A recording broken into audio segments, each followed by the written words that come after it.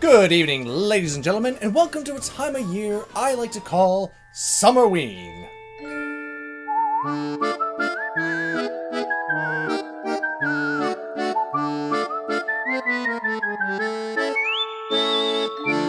It's during this time of year I like to ask a resounding question. Concerning these classic horror movies that kickstarted successful franchises, do they still hold up as scary movies today? Some of these movies are from the 80s, or heck, the 70s. But can they still rattle audiences that are inundated with an oversaturated and desensitizing market? This is where I take the name Skeptic to the fullest. So let's scrutinize these oldies with a keen eye and a bucket of popcorn. And what better movie to start with than Halloween? This 1978 low-budget production inspired a generation of what would be called the slasher subgenre. To this day, everyone knows this fella, so how does his first outing fare? Well, we ain't getting anywhere talking about it, so let's play. Oh, and, spoilers. Duh. The opening credits are simple but ingenious. Utilizing its negative space and basic melody not only smacks us with the feeling of the holiday, but suggests an ominous and foreboding tone. The first scene gives us a mystery voyeur's point of view, which spies on a teen couple clearly being naughty. The unseen character finds a mask and puts it on and proceeds to stab the young woman. And while he stares at his own hand, stabbing is an odd choice, especially when you imagine this is how he looks. Outside the house, the parents reveal that the killer is their 6-year-old son, Michael Myers, clearly looking unaware of his actions. Kinda like an unassuming cute bunny rabbit. Aw, you killed your friends and family, but y'all still cute. 15 years later, a psychiatrist, Dr. Loomis, played by the legendary Donald Pleasance, is writing to the mental institution with a nurse talking about transferring Michael to another facility, and without any explanation, concludes Michael is beyond help and must be locked up for the rest of his life. Why?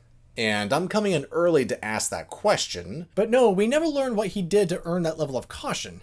I mean, did he kill a staff member? A patient? All we're given is that he stared at a wall all this time with those empty eyes. I mean, if I had to witness this every day, I'm sure it would make me uneasy too. But that's not enough to put someone away for, is it?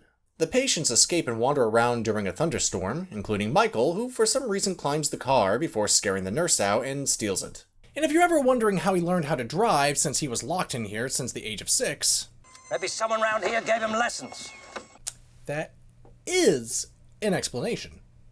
Kinda. So where is he going? Funny story, the co-writer and producer, Deborah Hill, actually based Haddonfield, Illinois off of her own hometown, Haddonfield, New Jersey. And when are we again? Well, there's the title. We can all go home now. So now we meet the rest of the cast. Laurie Strode, played by then newcomer Jamie Lee Curtis. She is depicted as the good girl. Think of the nuclear family traditional Christian home. And that's her. She studies, she doesn't go after boys, and she even wears those fugly tall socks. Ugh. She even knits. I'm just gonna keep that plot point around, and you'll just have to find out why later. Her friends include Annie, who is the complete opposite, and Tommy, who is your innocent youth being pestered by the other children about the boogeyman coming to get him tonight. On the other end, Dr. Loomis makes it to Haddonfield to hunt down Michael and meets with Annie's dad, the police chief, who, unlike most cop characters, actually listens to the doctor about there being a potential threat in the town, as skeptical as he might be, which is refreshing to the usual, Officer, there's a killer on the loose! Oh, you kids with your imaginations. No, really, he's coming this way! Yeah, as a movie cop, I'm cinematically obligated to scoff at your cries for help. But he's right behind you! Ah, good day, average-looking citizens. Now, it's not polite to make accusations. But he already stabbed you! Ah, so he did. My folly was unpreventable! What? Before meeting the police, Lewis finds signs of Michael by finding his hospital clothes thrown on the ground next to a dead gent. In Haddonfield, he then talks to a gravekeeper because reasons. The gravekeeper mentions stuff like this happens in every town, including Russellville, where old Charlie Bowles murdered his family with a hacksaw. Wait, what? Yeah, so a little history to back a theory of mine. Halloween was originally intended to be a horror movie anthology series, to the same vein as like Twilight Zone or VHS. But because the first film was so popular, they decided to give a part 2 where they killed Michael off. Then Halloween 3 was a brand new story, which confused audiences so much at the time they reneged the idea and went back to making it all about Michael in Halloween 4 and so on. My theory is that Charlie Bowles was meant to be in one of these future films, but never got a chance to tell his story. Yeah, except through the novel. Laurie has to return a key to the old Myers house, where of course Michael is residing.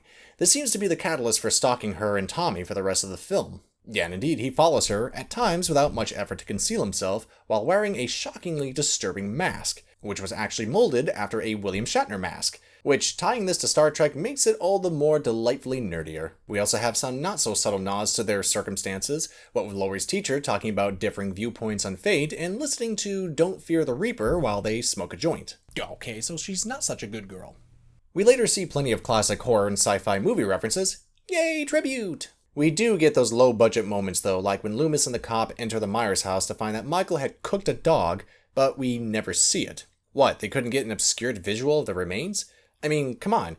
I missed that detail until my 6th viewing, listening to the dialogue closely. Sometimes going too low budget makes the audience miss details. That night, Laurie babysits Tommy, while Annie babysits, girl Tommy, until Annie lands her with Laurie so she can go and meet up with her boyfriend. Which means we get some painfully long sections of Annie being watched, doing laundry after spilling butter all over herself, and getting stuck in a window. Comedy!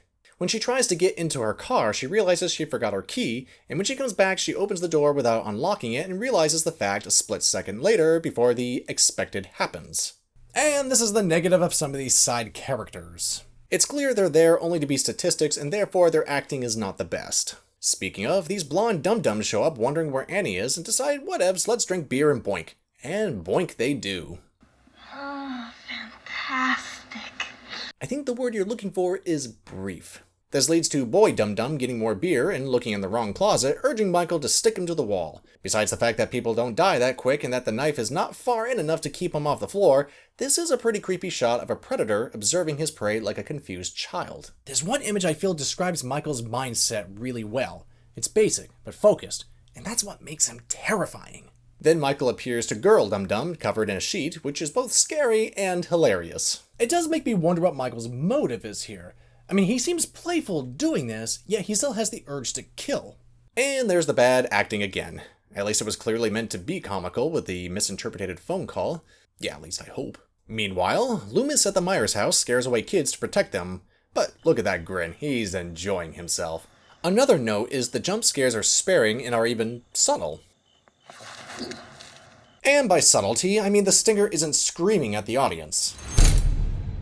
But for some reason it took him this long to recognize the car that Michael took and realizes he must be close by. After the strange phone call, Laurie decides to check on her friends. She enters what is essentially a house of terrors, finding Annie presented under Michael's sister's tombstone, followed by the other two laying dead in over-the-top fashion. In her shock, Michael reveals himself to the camera in a brilliant, subtle way, coming out of the darkness. This begins a long series of scenes chasing her down. And ooh, knitting for the win. You see, kids, that's called an establishing plot point. Funny enough, the neighbor won't bother to help her.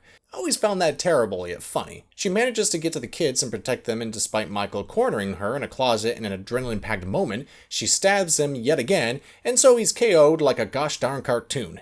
I mean, he's laying down there like he's made out of cardboard. That doesn't stop him though, but Loomis arrives in time after hearing the kids screaming in the streets. This one quick cut has Michael poised like an animal ready to strike back. Ugh. Don't matter though, and all seems safe. Or does it? And the film ends with us breathing over several empty shots of the setting, implying he could be anywhere. So is there a lesson to take away from this film? It's not based on a book, an urban legend, or a creepypasta. It's just a basic plot with elementary visual storytelling principles that made for an iconic film. And that's what ignited a franchise. That plus whoring yourself out to watered down sequels. Nonetheless, the film is indeed an inspiration for future horror films. Keep it simple.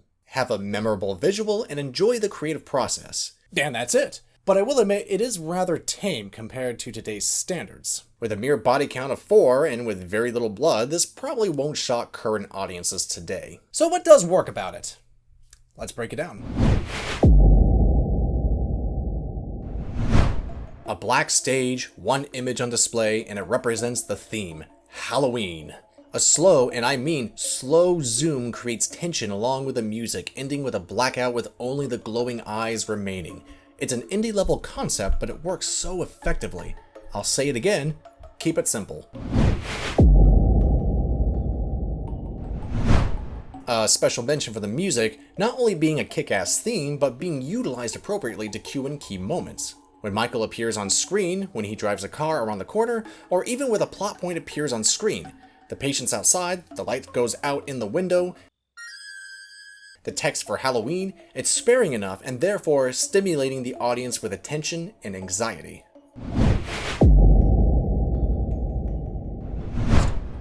Back in the day, it was more common to use the 1.85 by 1 aspect ratio, which was enough to make audiences feel trapped in a more narrow point of view. But John Carpenter decided to go for the 2.39 by 1 aspect ratio, which allowed more space to be utilized. Typically, this choice would be better suited for an action film, but due to suburban settings, Carpenter acknowledged the large amount of space and was able to stage an evil presence, often on the edge of the shot, implying the threat wasn't necessarily near, but standing by. It's a unique kind of interaction between the subjects and setting to work in tandem, and bring us tension and suspense building more effectively. I wouldn't suggest this for every horror film, but it's a significant note to know how to use the setting you wrote into your own story.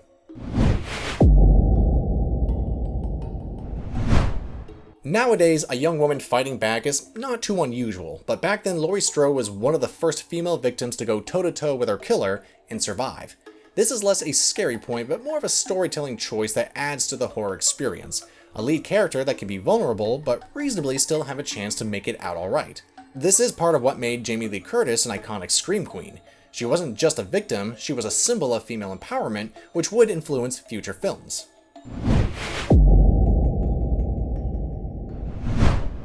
The first scene establishes mystery. We could have concealed Michael in darkness or obscured behind walls and doors, but hidden behind a viewpoint, we have no way of knowing who this predator is. It makes for brilliant pacing and a surprise twist when we find out it's just a little kid.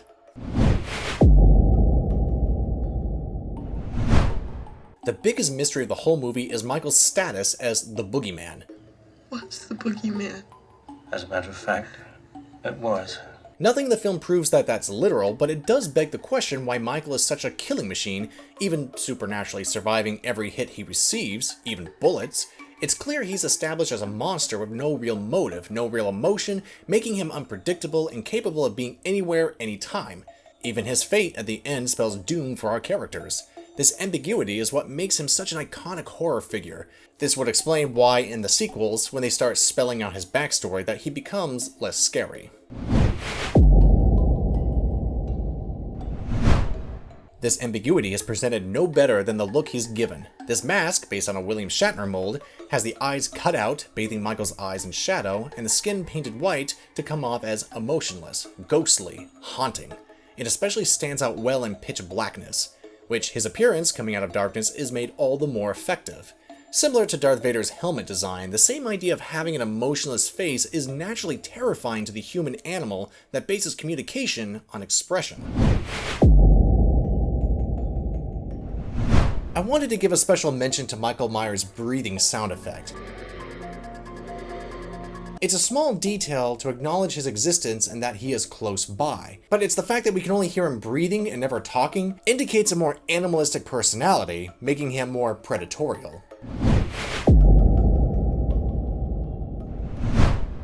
Let's start with the tombstone display. Okay, so this visual is creepy enough, displaying your best friend's corpse on a bed with candles and a tombstone. Yikes! I mean, you could finger paint with her blood on the walls or any other sort of thing like that and call it scary. But what really resonates here is Michael's motivation for the scene he created. Why his sister's tombstone? Why present Andy under it? There's clearly some kind of emotion at play here. Perhaps it's sentiment, or even regret. When he dresses as a ghost for Dum Dum Number 2, I ask myself, why does he do that? There's something playful here, because it's not tactical. My theory is that Michael is still that 6-year-old boy, who can't differentiate between good, bad, play, murder, almost like there's a disconnect in his brain, which is a similar case with real-life serial killers. And just like real-life serial killers, Michael actually looks completely normal. He's not some punk-ass redneck, he's an average Joe. That's scarier. Why? Because you wouldn't expect it. It's kind of like the case of the real-life serial killer Ted Bundy. When he was caught, everyone who knew him was really shocked to find out that he committed those murders.